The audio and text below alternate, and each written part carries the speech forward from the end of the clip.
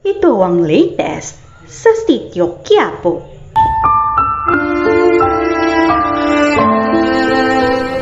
Sa nalalapit na kapistahan ng Nazareno ay muling maaalala ang pait ng nakaraan. Ito kasi ang araw na pinakaayaw ni Marites sa isang taon dahil sa nangyaring pangahalay sa kanya ni Ramon na bumago sa kanyang buhay. Lalo na at ito ang dahilan kung bakit nagbago ang pakikitungo sa kanya ni Rigor. Samantala, habang naglalakad si Alberto, ay napansin ng mag-asawang Marsing at Nita na tila ba mainit ang ulo ng kanilang manugang. Kaya nang makauwi sila sa kanilang mansyon ay nabanggit ito ni Mang Marsing kay Don Julio.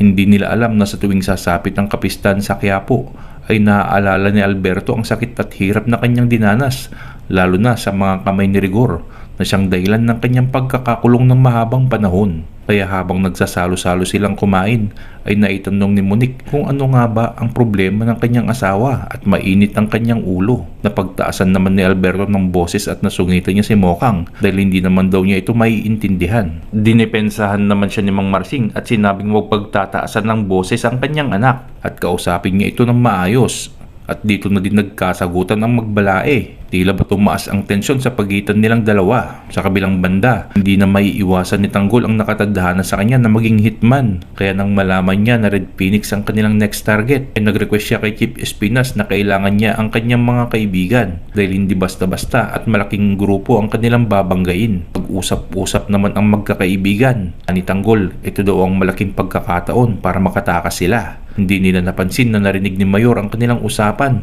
kaya agad niyang sinumbong kay Chief Espinas ang planong pagtakas ng grupo. Inaasahan na ito ni Hepe at hindi na siya nag-aksaya pa ng panahon at inilabas niya na ang kanyang alas, si Oweng. Napakatuso talaga ni Espinas dahil advance itong mag-isip. Gagamitin niya ang kanilang kaibigan para hindi matuloy ang kanilang binabalak na pag-eskapo. Magtagumpay kaya sila sa kanilang misyon kaya atin niyang abangan dito lamang sa FPJ's Batang Quiapo. Thank you and God bless.